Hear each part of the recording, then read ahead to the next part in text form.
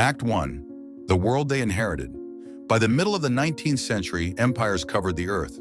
Britain governed a quarter of the world's land surface. France was carving deeper into North Africa and Southeast Asia. The Dutch held the East Indies. Spain still clung to Cuba and the Philippines. The Ottoman Empire was crumbling at its edges, pressured from without, fractured from within. And across Asia, Africa, and Latin America, millions of people lived under the weight of colonial administration, extraction, and what rulers called, with no irony at all, civilization. And yet, this was also the age of the great philosophers. The 19th century produced some of the most influential intellectual voices in Western history. Men who wrote about freedom, justice, progress, the rights of the individual, and the destiny of society. Their books were debated in universities, circulated in salons, and read by revolutionaries. But here is the question that haunts us today. What did the great thinkers of the 19th century actually say about empire? And what did their silence or complicity or outright defiance reveal about the limits and possibilities of European thought? This episode is not a simple celebration and not a simple condemnation. It is something harder, a reckoning. We will look at 5 thinkers: Karl Marx, Friedrich Engels, Jeremy Bentham, Henry David Thoreau, and Auguste Comte. Each of them, in different ways, stood in a relationship to empire. Some challenged it, some enabled it, some did both, sometimes in the same breath. And taken together, they help us understand something essential: that the intellectual history of resistance is never clean. It is tangled, contradictory, and alive. Jeremy Bentham and the utilitarian paradox. We begin with Jeremy Bentham, perhaps the most surprising figure on our list. Bentham is the founder of utilitarianism, the philosophical doctrine that the morally correct action is the one that produces the greatest happiness for the greatest number. It sounds at first like a philosophy perfectly designed to critique empire. After all, how could colonialism, with its violence, its forced labor, its cultural erasure, possibly produce more happiness than it destroys? And Bentham did in fact reach that conclusion, though his path there was characteristically eccentric. In his political writings, Bentham argued forcefully against colonial rule. He wrote that colonies were a net loss, economically, morally, and politically. The costs of administering distant territories, maintaining armies, suppressing resistance, outweighed any benefit. He called upon France and Britain to emancipate their colonies, and he did so not out of sentiment, but out of cold utilitarian logic. Emancipate Your Colonies was the title of his pamphlet directed at France, published in 1793. The argument was radical for its time, that self-governance for colonized peoples would benefit everyone, including the colonizers. But Bentham's anti-colonialism had a sharp limit. His utilitarianism contained within it a hierarchy, a belief that some societies were more developed, more rational, more capable of happiness than others. He was critical of empire in practice, but he shared the era's deep assumptions about the backwardness of non-European peoples. His was a contradictory legacy. The philosopher who said, "Emancipate your colonies," but also helped design the panopticon, a surveillance prison, and whose followers would go on to justify empire as a school of civilization. Bentham cracked the door open. He did not walk through it. Act 2. The Critics from Within. Henry David Thoreau and the Moral Grammar of Resistance. If Bentham challenged empire with arithmetic, Henry David Thoreau challenged it with conscience. Thoreau is best known for Walden, his 1854 account of 2 years spent living deliberately in a small cabin near Walden Pond in Massachusetts. It is a meditation on simplicity, nature, and the examined life. But Thoreau was not merely a nature writer. He was one of the sharpest moral critics of American power in the 19th century, and his critique struck at the very heart of how empire operates. In 1849, Thoreau published Resistance to Civil Government, later known as Civil Disobedience, a text that would echo across the next 2 centuries, reaching Tolstoy, reaching Gandhi, reaching Martin Luther King Jr. The essay grew out of a specific act. Thoreau had refused to pay his poll tax as a protest against the Mexican-American War, a war he saw correctly as a war of conquest and as a vehicle for the expansion of slavery into new territories. He was briefly jailed, and from that jail cell, he developed one of the most important political ideas of the modern era, that under a government which imprisons any unjustly, the true place for a just man is also a prison. Thoreau's argument was deceptively simple. The individual conscience is the highest authority, not the law, not the majority, not the state. If the law is unjust, and colonialism and slavery were to him paradigmatically unjust, then the moral duty of the individual is to withdraw consent, openly, peacefully, and at personal cost. This was not merely political theory, it was a practical manual for resistance, one that did not require armies or revolutions. It required only integrity. What makes Thoreau genuinely radical for his time is that he extended this critique to the American project itself. He was not simply against one war, he was against the logic that allowed a democracy to practice slavery, to dispossess indigenous peoples, to project military force across a continent and call it manifest destiny. He saw through the founding mythology, and he said so, clearly in plain prose, without apology. The pen for Thoreau was not a substitute for action, it was a call to it. Marx and Engels. Empire through the lens of capital few names carry more weight in the history of anti-colonial thought than Karl Marx and Friedrich Engels, and few are more complicated. Marx and Engels are the authors of the Communist Manifesto, published in 1848, perhaps the most read political pamphlet in history. They developed the theory of historical materialism, the idea that history is driven not by ideas or great men, but by the economic structure of societies and by the conflicts between classes that those structures generate. Their analysis of capitalism was, at its core, also an analysis of empire. They understood before almost anyone else that European capitalism was a global system, that the wealth accumulating in London and Paris was connected, structurally, to the extraction happening in India, in Africa, in Latin America, that the industrial worker in Manchester and the plantation laborer in Bengal were both caught in the same machine. Marx wrote extensively about British rule in India, and his position was troubling in its complexity. On one hand, he condemned the brutality of colonialism with searing clarity. He wrote that British rule had been devastating, destroying local industries, disarticulating traditional economies, imposing alien institutions by force.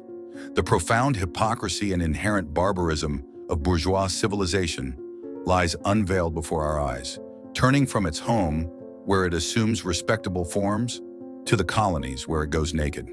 But Marx also argued, and this is where his legacy becomes contested, that colonialism, however brutal, was historically progressive, that it was breaking up what he called the stagnation of Asiatic societies and dragging them violently into modernity, that the railways built by British engineers would ultimately serve Indian liberation. This was not racism in the crude sense, but it was Eurocentrism of a deep kind, a belief that European historical development was the universal template, and that non-European societies needed to pass through capitalism before they could arrive at socialism. Engels shared these views, and in some respects went further. His writings on the French conquest of Algeria in the 1840s came uncomfortably close to justifying it on grounds of historical necessity. And yet, and this must also be said, Marx's later work shows a significant shift. In his writings on Ireland, and especially in his correspondence with Russian socialists in the 1870s and 1880s, Marx moved away from the progressive colonialism thesis. He began to take seriously the possibility that non-European societies could develop on their own terms, without passing through the European model. He began to listen. The tragedy is that this later, more nuanced Marx is less read than the earlier one. What Marx and Engels gave to the anti-colonial tradition, despite all of this, was indispensable, a structural vocabulary, a way of seeing empire not as an aberration, but as the logical extension of a specific economic system. A language of exploitation, surplus value, and class that would be taken up and transformed by thinkers from Frantz Fanon to C.L.R. James to Aimé Césaire. they handed future revolutionaries a toolkit. What those revolutionaries built with it, that is another story entirely. Act 3. Order, Progress, and the Limits of Positivism. Auguste Comte and the Positivist Blind Spot. Auguste Comte presents us with a different kind of case. Comte is the founder of positivism, the philosophical movement that held that genuine knowledge comes only from empirical science, from observable facts and verifiable laws. He coined the word sociology. He believed that human society, like nature, operated according to discoverable laws, and that once those laws were understood, humanity could be rationally organized toward progress. His motto, adopted by Brazil and still inscribed on the Brazilian flag, was Ordem e Progresso, order and progress. And here is the problem. Comte's positivism was not politically neutral. His vision of progress was deeply hierarchical. He imagined human societies passing through 3 stages of development: the theological, the metaphysical, and the positive, the last being the stage of science and rational governance. And he mapped these stages onto existing people and cultures, with European, scientific civilization at the apex and non-European people at earlier, more primitive stages. This was not an accident of the age. It was built into the architecture of his thought. Positivism provided a seemingly scientific basis for the civilizational hierarchies that colonial administrators used to justify their rule. If you could classify people on a developmental ladder, then empire became not conquest but tutelage, not oppression but education. Comte himself was not primarily concerned with colonial politics. He did not write pamphlets justifying empire, but his framework was appropriated enthusiastically by those who did.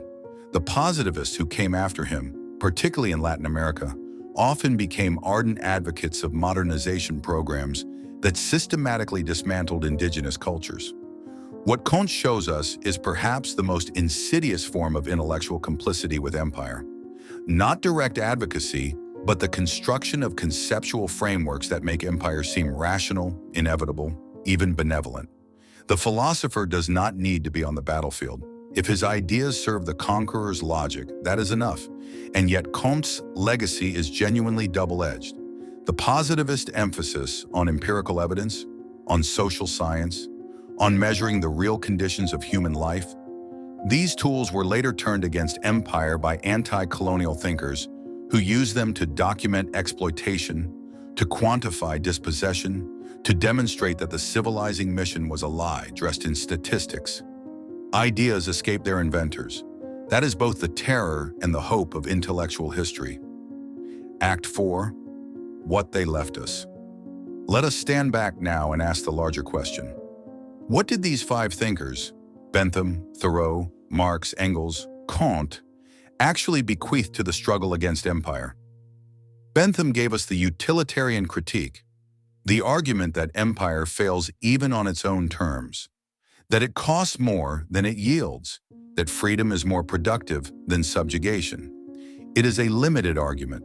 It leaves the humanity of colonized people somewhat incidental, but it was effective, and it planted seeds of doubt in the minds of policymakers who understood profit.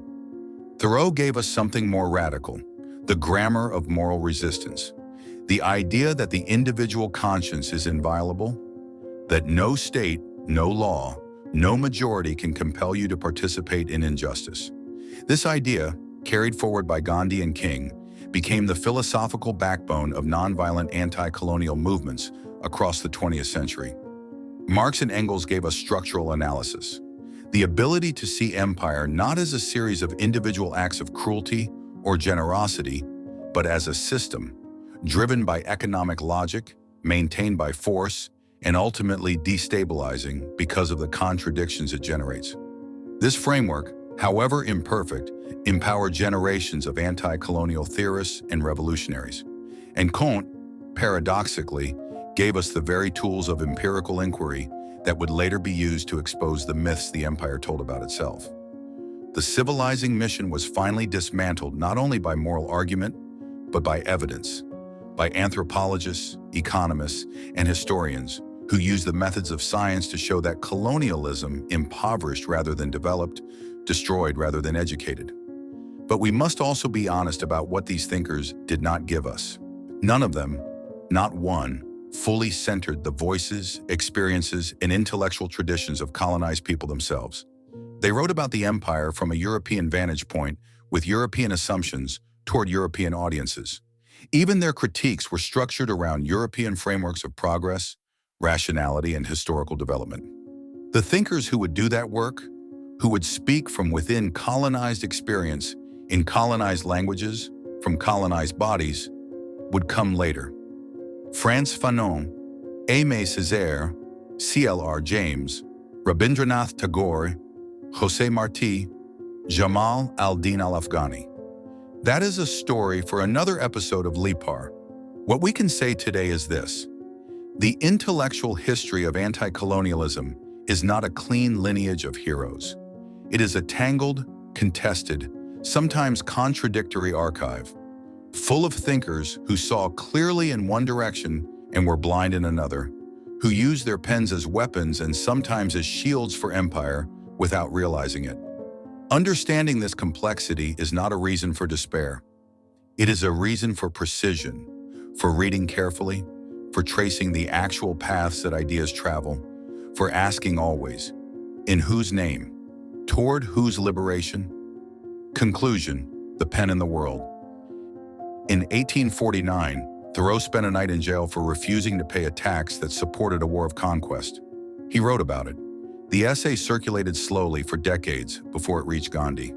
Gandhi read it in South Africa in 1907 while organizing resistance to racial laws. He called its argument one of the most important he had ever encountered. He took it to India. From India, it traveled to Montgomery, Alabama in 1955. An idea written in a Massachusetts cabin in 1849 helped change the history of 3 continents. That is what a pen against an empire can do. Not immediately, not cleanly, not without contradiction, but, over time, in the right hands, carried by the right people across the right distances, it can move the world. Thank you for watching Lipar. If this episode made you think differently about the relationship between philosophy and political power, share it, discuss it, and challenge it. That is what ideas are for.